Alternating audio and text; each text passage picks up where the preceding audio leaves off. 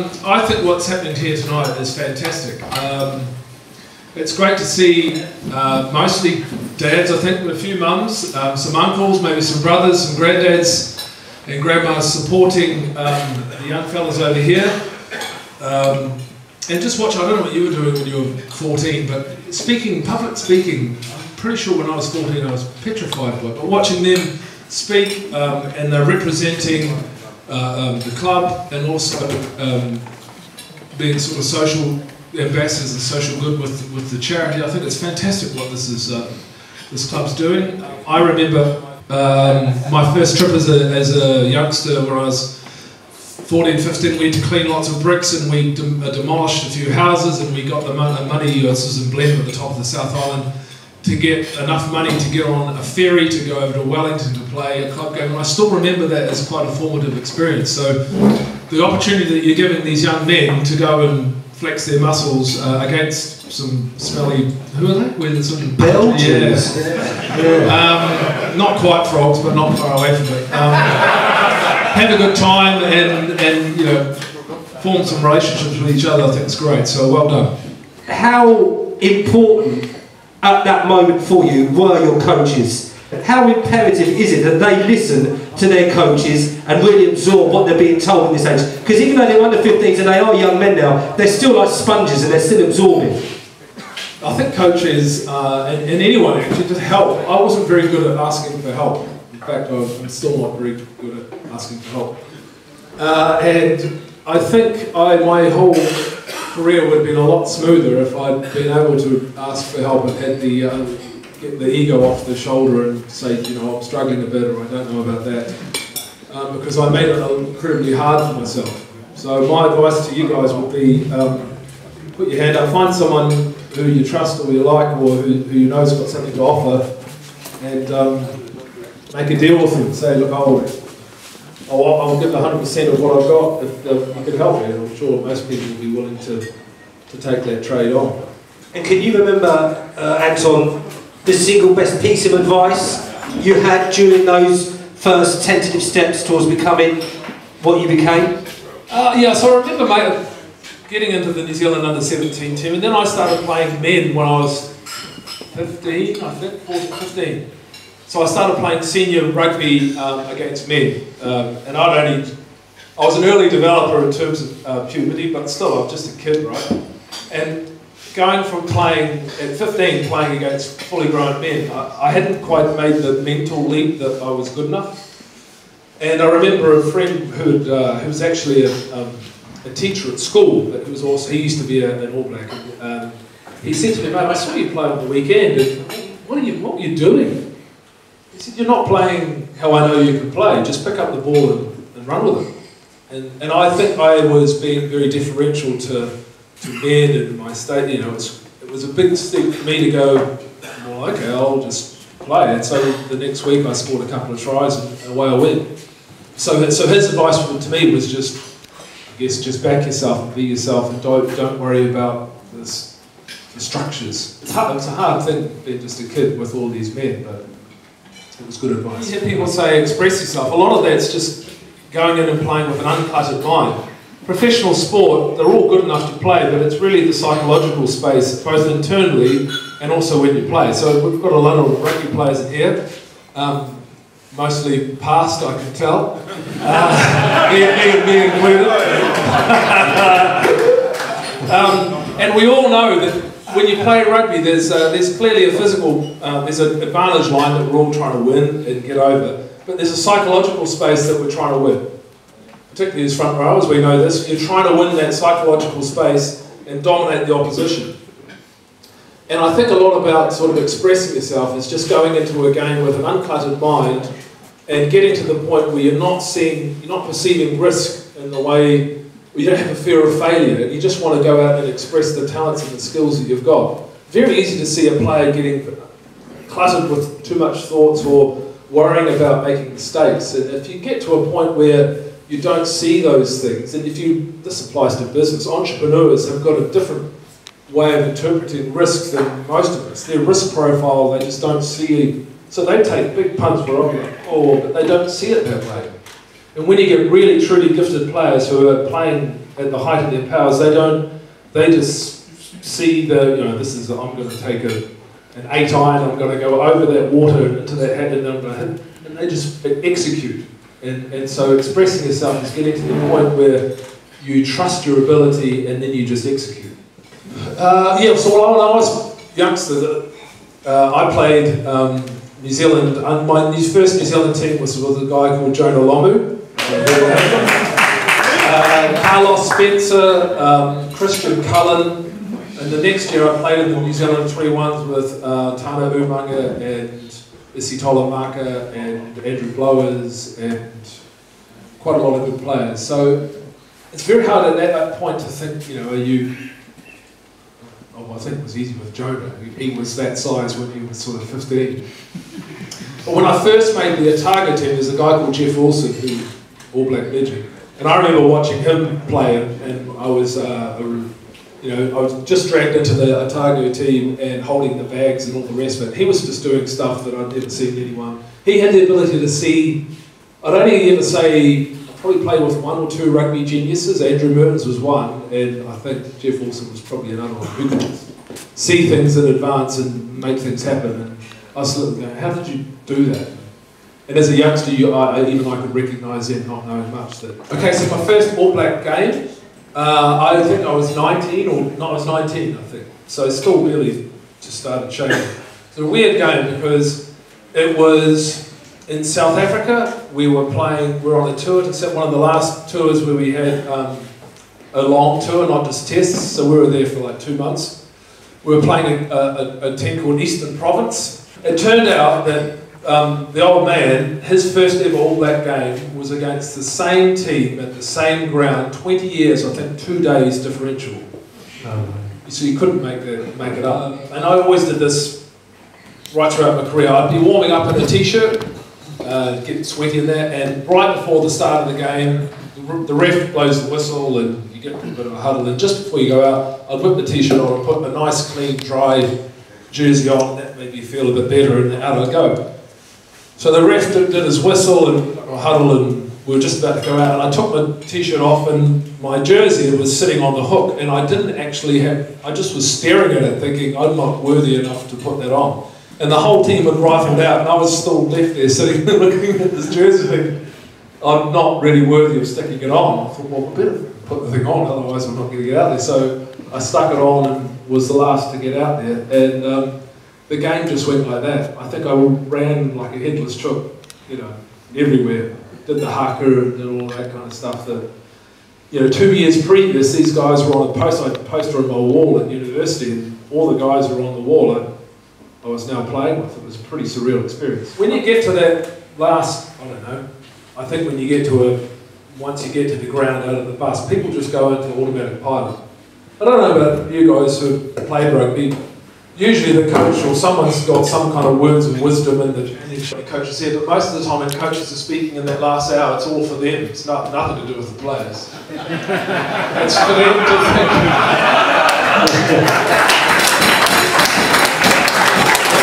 In fact, here's a very, not many people know this story. Graham Henry, I'm sure you guys know who Graham Henry is. He came back to coach us after he failed Lions, probably failed with the Welsh as well. But Ted had this propensity, before we went to the ground, we would, let's say the bus, we're playing a 7 o'clock game, the bus is going to leave at, I don't know, 5:30. We would meet at like 5:20 in a room, and all the chairs were in a circle, and we'd all sit down. That's Ted's opportunity. He used to be a school headmaster. We'd get down, and that was his chance to shine and talk about this and that. And of course, no one's really listening to it at that point. All the information, I've already assimilated all the information for the week. I can't actually compute or absorb any more. And no one ever remembers it. And I remember, I think we played a test and we were having a debrief the next day, and we're sitting down, myself and Tana Umanga and a couple others and Graham Henry. And Tana, who was the captain, who was the only one really who had the remit to say this, said, Graham, no one's listening to you, mate. Just trying to stop doing it. And he really, because he's got giants, a lot of these coaches have got huge egos, and he didn't really know how to handle it. But to his credit, he went away and thought about it. He goes, do you know what, that it's all for me. The next week he still did the same thing. Just because he couldn't have the optics that he was going to change straight away. But over time he slowly did it off, and we didn't have any of these speakers anymore. Well, you never really know when you're playing in those big ones, the ones that are history defining. At the time, you're not aware that they're history defining, right? It's just a game of rugby, you're out there. It's weird when you're actually out there. I played in a game once in Australia, and there were 110 or 115,000 people at the ground watching it. It was after the Sydney Olympics, so they had they still had the temporary stadiums there, set for the Olympic opening or closing ceremony. And we ended up having an amazing game. It's to and fro, and we beat Australia. Jonas scored a try in the last minute. We scored, you know, and that was a great game. But when you're out there, you just lose track of time. It's really weird. You're not aware of the crowds. You're not aware of the country aspect of it, television. You're just completely, when you're playing well, you're completely in the zone and you're completely absorbed in the moment. When you're not playing so well, it's a cutthroat sport. You either make the grade or you don't, and you don't have many second chances in it. It's a tough gig. Not everyone can do it. And I had games where I handled the pressure better than sometimes other games I didn't handle it so good. So, but over in the round, I obviously did okay.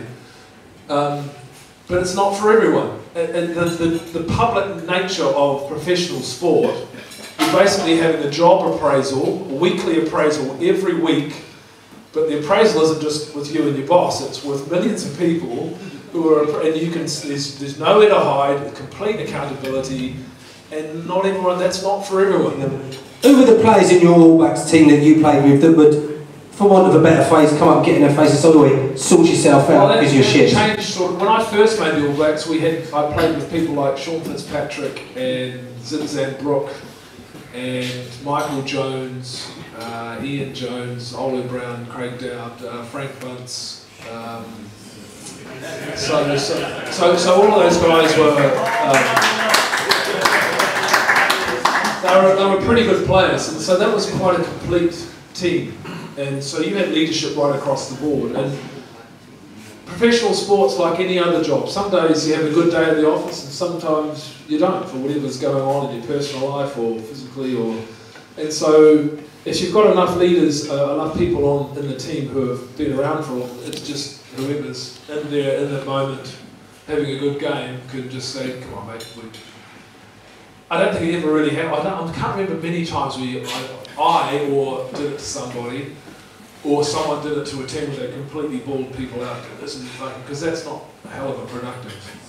So when I first made the All Blacks, the culture of the All Blacks was one completely different than what it is now, and for the better actually. So there was a real, I've never went to boarding school, but from what I've told, there's a real kind of boarding school, senior guys, sort of young guys. And we were young guys, and we just weren't, I wasn't to sit at the same table as a senior person, I wasn't really to look at them. On the bus is a physical representation of the hierarchy in the team, so senior guys sat down the back, young guys sat at the front. We didn't turn around and look at the back, we weren't even allowed to look. So all this kind of old school stuff, which wasn't very healthy, but was just part of the culture back then. So we didn't ask the senior guys, we didn't even talk to them. And in training, we didn't even train with them, we just held the tackle bags. And this is before, this is showing my age now, this is before substitutes were legal, right? So the only way to get into the team was if someone got injured. And as a consequence, not surprisingly, there were quite a few fights in training. Because how am I going to get into the team if I can't get an opportunity on the game because there's no substitutions? So the only way to do it is at training, and I have to show you if you're the coach how better I am than him. And of course that inevitably leads to fights. So there was quite a lot more fights. It was less cohesive. It wasn't what you think a good cohesive team environment. Of course, when the rules changed and you allowed substitutions, all of a sudden, in the last 20 minutes of the game, you make 3 or 4 substitutions, and then you bring guys who had never been involved in training other than holding a tackle bag, didn't know any of the moves. So the way that historically you got respect from a senior player is if you got the only way really to get training hard, but is you won the respect when you played. And you won respect when you played in spite of the lack of... so if I played, I basically had no line-outs with any of the jumpers. Fitzy wouldn't give the reserve hooker any throws. No. So if you did well, it was in spite of the lack of exposure to the team. Now that all changed when subs came on, because then all of a sudden, and it's usually subs in key positions, half-back, some kind of front row, loose forward, key decision-making positions, right in the teeth of the game where you need to have making really accurate decisions. Now, if those guys hadn't been integrated to the team, made to feel like they were part of the team, know all the moves, know all the calls, then you're going to have a bad result. So that fundamentally changed the way that we started to think about the cohesiveness of the team as a whole. And then the captaincy comes along. Do you remember that conversation? Do you remember that moment when you knew that you were going to lead, and it's the greatest sort of bestowed on any sportsman, that you were going to lead your country? Yeah, I got a phone call from the coach, and I was at that point I was living by myself in a house, and it was oyster season. Oysters were a bit of a delicacy, particularly bluff. We've got a couple of Kiwis here who know what bluff oysters like. So I went down to the local chippy store and got myself two dozen bluff oysters. And sounds like a weird adult movie. A bottle of grog, and just sat there and thought, well, okay, well that was quite interesting. And one of the things that I did do is I took over from a guy called Todd Blackadder. And Blackie was a good mate of mine, so when we'd been on tours previous, Blackie and I were kind of in the second string team. We were never the first guys. I was always in the reserves with Blackie, so we were good mates. And he'd been the All Black captain before me, and I just wanted to let him know that I hadn't knifed him or I hadn't done anything untoward. So I jumped on a plane and flew. I was in Dunedin, flew up to Christchurch, an hour on a plane. Got a rental car and drove out to where he lived and just had a chat to him for an hour. No, I spent the afternoon with him, and felt that I needed to do that just to square that away. So I do remember the first lot of interviews and thinking this is substantial gear change in the interviews that I'd done before, right? Because all of the country's media, basically, if you're the All Black captain, you're pretty much just behind the Prime Minister in terms of influence. It's pretty remarkable because we're a rugby man. Whatever you do has got a lot of clout, and I didn't really think about that at that point. But the great thing about rugby, particularly rugby as I experienced it, because it's such a physical game. If I put a good shot on you at one training, next training or two trainings later, you probably get a good one. And so I wouldn't come back. Nah, what goes around comes around. So no matter how long you're in the sport, and I always see this with young fellas who are coming in and they're like shining stars and they're great, it's just a matter of time before they get set on their ass through injury, through poor performance, or just through the physicality. So if you're in rugby for long enough, it just evens egos out. And I rock around, I work in the city, and I see people in the city and I think you wouldn't survive for like 3 minutes in a rugby training session because the boys would find you out and they'd just keep going until you broke. Played a lot of rugby with Jonah. We were in the New Zealand under-16s together, under-19s. Actually, I was in the New Zealand secondary schools. I forced him into lock because I was a number 8 back then. So he was the number 8, but to find a spot for me, that's my claim to fame. I'll put Jonah into lock. So we played a lot of rugby together, and my first game for the All Blacks was the very first test after the All Blacks lost the 1995 Rugby World Cup final against South Africa. And of course Jonah went, that's where Jonah made his name. Global phenomena, you couldn't make it up. In South Africa, post-apartheid, you had this huge black guy on the wing who could run and was doing stuff no one had seen. So the script was really set for him. It couldn't have been, you seriously couldn't have written that beforehand. And anyway, so he was a global superstar. But he was my mate that I played all age group rugby with, and I was his captain. So when I first made the team, again, it was like that culture that I'd said. I got to the front of the bus, and I just didn't look back, and Jonah came all the way down the front and sat next to me on the bus. And I remember looking at his thighs, about 3 times the size of mine, thinking, oh, no, that's small. But he took me under his wing and for that week and for that test, and we hung out together. He's a very generous guy. Fame came to him, like all of these stories you see about rock stars and actors. Fame came to him very early. He wasn't equipped with it. He came from a pretty poor Tongan background, first generation Tongan.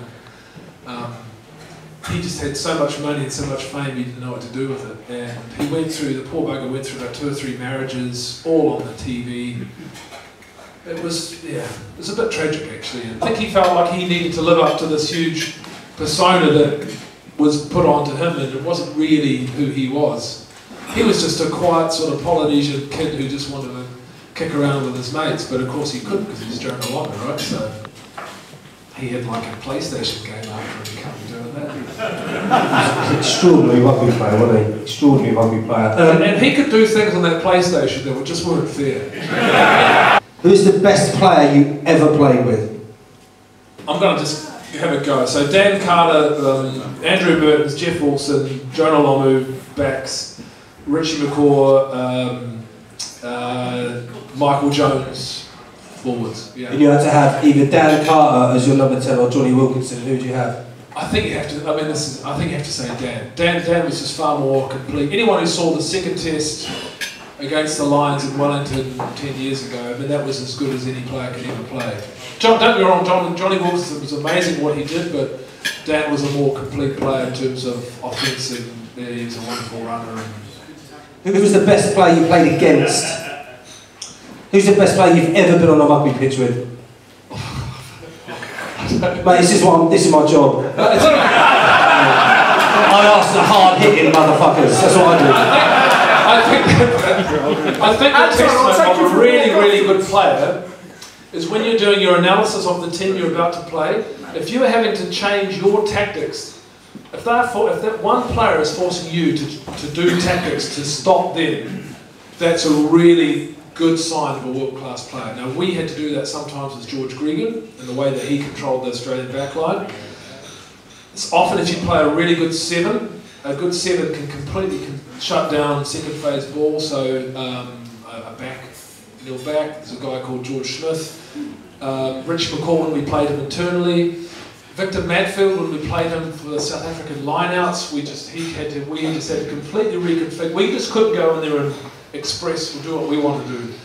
When a player does that, that's when you know that they are good. Who's the hardest player you played against? Against.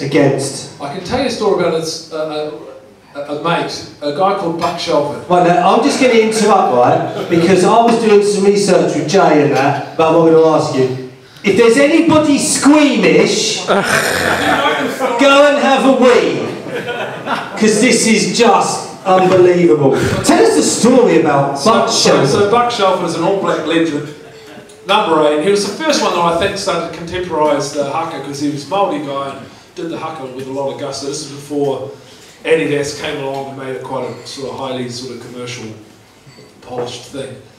Anyway, Buck was the captain. We were playing France in Nantes, and the word on it, if you talk to the players there that day, apparently the Frogs were on something. They had things on their eyes and they were just like going crazy. This is back in the day where you could do anything and the cameras were like, good to go, no worries. Anyway, Buck was on the ground and he got stood in the nether regions of the groin. Right, sort of circ. On his balls, on his sack, and his scrotum.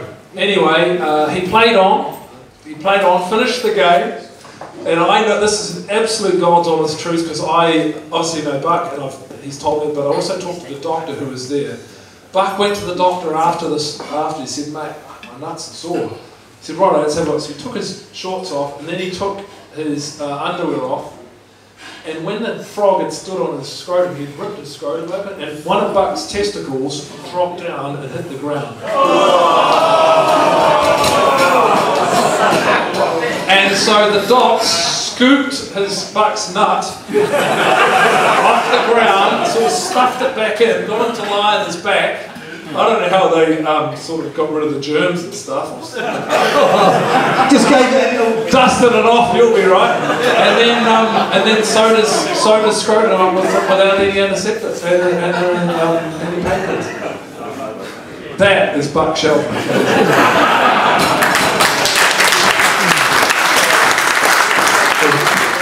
What's the most powerful memory you have?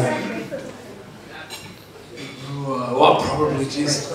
Unfortunately, it's often like this in life. It's the ones that aren't the stories that don't go so well. I think the last game that I played for the All Blacks and losing against France was a bit of a shit experience. Because you can't really go back and it's it, job done. It's like it being. So I'd made a decision 2 years before that to sign up to stay on in New Zealand, to see whether I'd be good enough, A, to make the team, which was a big effort, so that was 2 years graft, made the team and then try to win the thing. And we lost and I got subbed with about 20 minutes to go, so I was sitting there watching it with everyone else. And then that's it, 13 years, done. My whole... So you'd already decided before that game? Yeah, so I was going, so it was kind of all or nothing. So I was 31, 32 and I thought I'd better jump ship before Father Time and someone else doesn't. So I was quite lucky in that I was able to decide my own exit. Not a lot of people can do that. But the plan was to leave with a bit of silverware. And so it was just a bit shit. It took me ages to just let that one go. Because you want to have a better story than that, right? It's just finishing with that memory is not so great. I feel bad for asking now about that question. Sorry. Luckily, the boys won the last two, so that's quite good. What do you think of the All Blacks team now?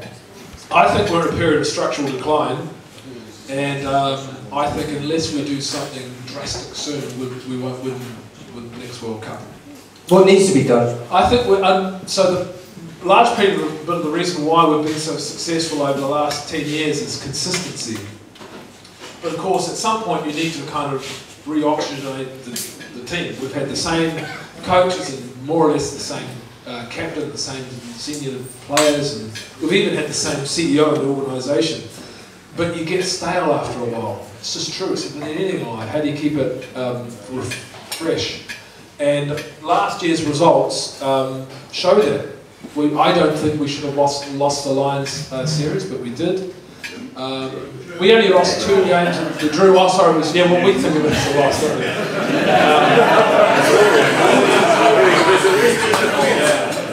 So that to me, they are sort of harbingers of the future, and I think we're in trouble. And I think we can kid ourselves and think. Now the trick is who do you move on and who do you stay and how do you do that? Because I think actually part of the problems with the coaching panel. How do you move those guys on? I think we're probably too far into the World Cup cycle. There's only 2 years to go. 2 years to go to get a new coach in is too big of an ask because they generally change the support staff. And they've got a different way of culture. It's two. So we're committed to that. How much flex has Steve Hansen got within that 2-year cycle? I think it's fair to say that the sporting fraternity would accept that team for that certain period of time that was so dominant are probably the most complete sports team in any sport in history. Why? Gosh, how long is it now? About 18 years? We've had a period of extraordinary performances, and it's going to be very difficult for us or anyone else to replicate that. And like I said, we've had a whole bunch of things in our favour. We've had some extraordinary world-class players, once-in-a-lifetime players, like Richie McCaw, like Dan Carter. Those guys, extraordinary. Any team would love to have them. We've had a whole bunch of very, very credible senior players who played over 100 games, like 5 or 6 of them, so the nucleus of a team that we could build around. We had consistency in our coaching staff, so that when Graham Henry wound off, his assistant came in and they kind of had the same way of thinking about the world, but he added something. We had the support from the CEO who saw the vision and so commercially and allowed everything for that to happen. And you know, we got lucky in a few games that could have, you know, you always need a bit of luck. We should have lost a few games, but we didn't. So I don't think we'll see this again for a long, long time. You're a nice man, you know what I mean? It's nice of you to come down here and answer these silly questions and talk to us. And, you know what I mean? Get back to your beautiful wife. Before I do, the lads are there, they want to be rugby players and that. The last words I think should be directed towards them, Anton. What have they got to do if they want to make it in the world of rugby like you did? I say steroids personally, if you get away with it. If you get away with it, do it. You know what I mean? I'm all about cheating. I support doping. Not testing, just doing it. Thank you very much.